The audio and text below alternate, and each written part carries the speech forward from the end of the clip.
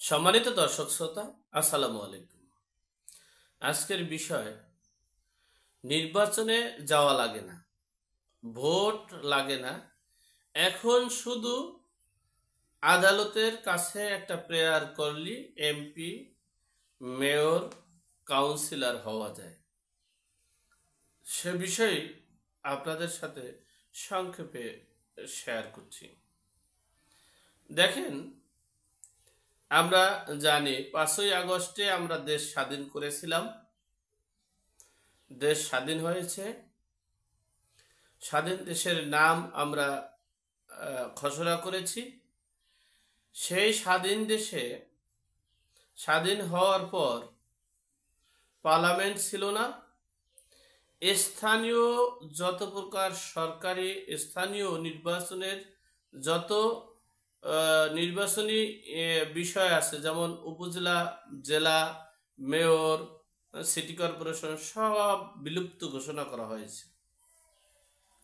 শুধুমাত্র ইউনিয়ন পরিষদের মেম্বাররা, চেয়ারম্যানদের তো জেলে মামলা হামলা দিয়ে রাখা হয়েছে, শুধু মেম্বারদের রাখা হয়েছে। এজন্য খালি জন্ম সনদ, এই সেই নাগরিক সনদ, অনেক কিছু দেওয়ার দরকার, সেজন্য দেয়। আর বাকিগুলো সরকারি কাজ টাজ এই সেই সব কিছু তারা ভাগ বাটোয়ারা করে দিচ্ছে। আপনারা সামনে এখানে দেখলে বুঝতে পারবেন। যাই হোক, এই স্থানীয় সরকার বিলুপ্ত ঘোষণা করেছেন এই প্রধান উপদেষ্টার শপথ গ্রহণের পরপরই। বাংলাদেশের কোনো জায়গার কোনো স্থানীয় সরকার নেই। সেখানে আমরা দেখেছি চট্টগ্রাম একটা আলাদা রাষ্ট্র হিসেবে, সেটাকে আলাদা প্রাধান্য দিয়ে সেখানে বিএনপি একজন মেয়র প্রার্থী, তিনি আবেদন করেছেন, আবেদনের পরিপ্রেক্ষিতে তিনি মেয়র হয়েছেন। সেই মেয়রের সেই সিটি কর্পোরেশন তিনি পরিচালনা করছেন। পৃথিবীর কোথাও আছে কিনা এরকমের নিয়ম আমার জানা নেই। তো আমরা জানলাম, আমরা বুঝতে পারলাম, আমাদের অভিজ্ঞতা হলো যে বাংলাদেশে এরকম আরো অনেক কিছু হবে। এরপরে 2020 সালে এই ঢাকা সিটি কর্পোরেশনের নির্বাচন হয়েছে। সেখানে আপনারা দেখেছেন আওয়ামী লীগের প্রার্থী ছিল তাপস এবং বিএনপির প্রার্থী ছিল ইশতিয়াক। এই ইশতিয়াক হোসেন নির্বাচনের ভোটের কারচুপি হতে পারে, এটা অস্বীকার করার কিছু নেই।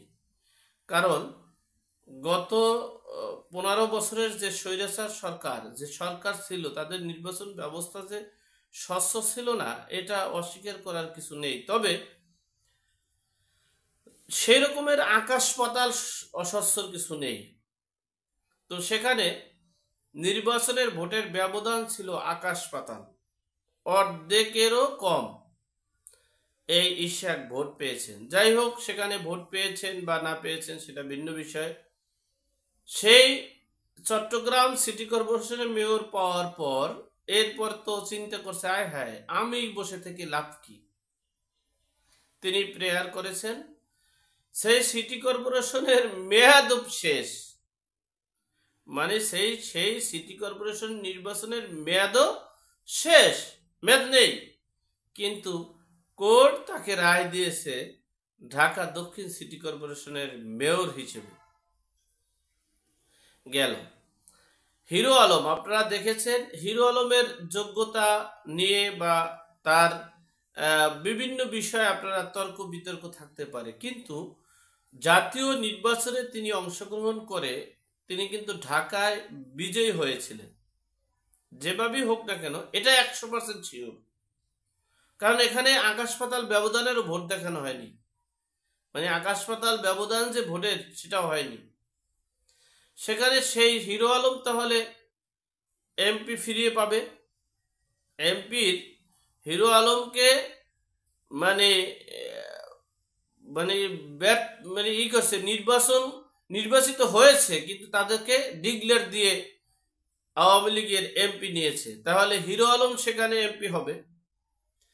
আমি ঢাকা 4 আসনে নির্বাচন করেছি, আমাকে বাসার থেকে বের হইতে দেয়নি, আমার অফিসগুলো ভেঙে চুরমার করে দিয়েছে, আমার গাড়ি ছিল, একটা গাড়ি ভেঙে চুরমার করে দিয়েছিল, আমার নর্মালি মোটরসাইকেল ছিল, সেই মোটরসাইকেলটাকে পিটিয়ে ভেঙে চুরমার করে দিয়েছে, আমার এজেন্টদেরকে বুথ থেকে বের করে দিয়েছে। আমি সংবাদ সম্মেলন করে আমি 10টা বাজে আমি একটা ভূতে সিল পিটানো হইতেছে, ভোট কারচুপি হইতেছে, আমি সেখানে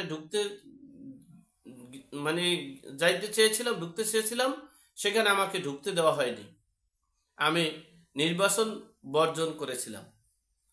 এরপরও আমি আমার ভোটারদেরকে ভোট দিতে নিষেধাজ্ঞা করার পরও আমার যে ভোট হয়েছে তাতে যে ভোট পড়েছে তাতে আমি নির্বাচিত হয়েছিলাম, কিন্তু আমাকে সেই প্রার্থিত নির্বাচনী ফলাফলে আমাকে মানে ফেল করানো হয়েছে। সুতরাং আমার তাহলে তো আমিও সেই নির্বাচনের প্রার্থী হিসেবে, আমি এমপি হিসেবে রায় পেতে পারি। এই হলো লুটপাটের দেশ বাংলাদেশ, যেখানে বিচার ব্যবস্থা নেই, যেখানে আইনি ব্যবস্থা নেই, যেখানে শুধু লুটপাট, যার মতো করে যে যেখান থেকে যা নিতে পারে, যে যা করতে পারে, যে মব করে লুটপাট করতে পারে, যে চাঁদাবাজি করে লুটপাট করতে পারে, যে আইনের শাসন ব্যবহার করে, আইনকে ব্যবহার করে, মানুষকে ব্যবহার করে লুটপাটের বাংলাদেশ শুরু হয়েছে।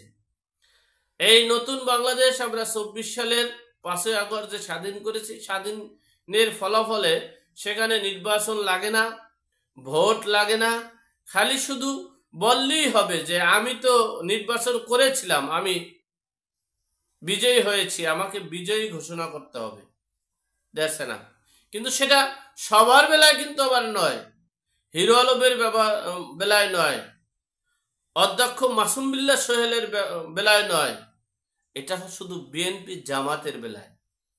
বুঝাতে পারলাম? এই জন্যই সমন্বয়কারীরা, বৈষম্য বিরোধী ছাত্ররা, বর্তমান কিংস পার্টির নেতারা বলেছিল যে আপনারা কি করেছেন, আমাদের কারণে আপনাদের জেল থেকে বের করে দিয়েছি, জুলুম থেকে বের করে দিয়েছি, আমাদের সফলতা আপনারা ভোগ করে আমাদের সাথে চোখে চোখ রেখে কথা বলার সাহস আপনাদের কে দিয়েছে, ঠিক এভাবেই বুঝাতে চেয়েছেন, আর সেটাই বাস্তবে প্রমাণিত।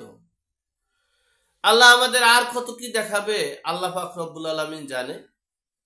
তবে আমি আশা করি ঢাকা 4 আসনের কিন্তু আপনারা দেখিয়েন, গেজেট কিন্তু পাস হয়নি, আমি অনেক অভিযোগ দিয়েছি, আমার অনেক মামলা আছে, আমি মামলাও করেছি। সেই অভিযোগের ভিত্তিতে, সেই মামলার ভিত্তিতে যদি ঈশ্বর মেয়র ফেরত পায় মেয়াদ শেষেও, আর আমার কেবল 1 বছর গিয়েছে, সুতরাং আমার থানায় কিন্তু এখনো মামলা আছে, কোর্টে মামলা আছে, সুতরাং আমিও তো তাহলে সেই এমপি ফিরিয়ে পেতে চাই। যদি সেটা না হয় তাহলে দেশটা কারা চালাচ্ছে, কে চালাচ্ছে, কিভাবে চালাচ্ছে? লুটপাটের বাংলাদেশ হচ্ছে, যে যেখান থেকে যা কিছু পারে লুটপাট করে নেওয়া হচ্ছে। কোথায় গিয়ে আমরা দাঁড়াবো? কার কাছে দাঁড়াবো? কোন দেশে আমরা বসবাস করব? কোন জায়গায় করব? আমাদের তো জঙ্গলে, নদীতে ঝাঁপ দিলেও মনে হয় সেখান থেকেও খুঁজে বের করে লুটপাট করবে, যে ওর পকেটে কিছু আছে কিনা, ওর জামাটা ভালো কিনা, তাহলে জামাটা নিয়ে ঈদ করা যাবে। আল্লাহ আমাদের সকলের বিপদ আপদ বালা মুসিবত থেকে হেফাজত করুক, আমিন। আসসালামু আলাইকুম।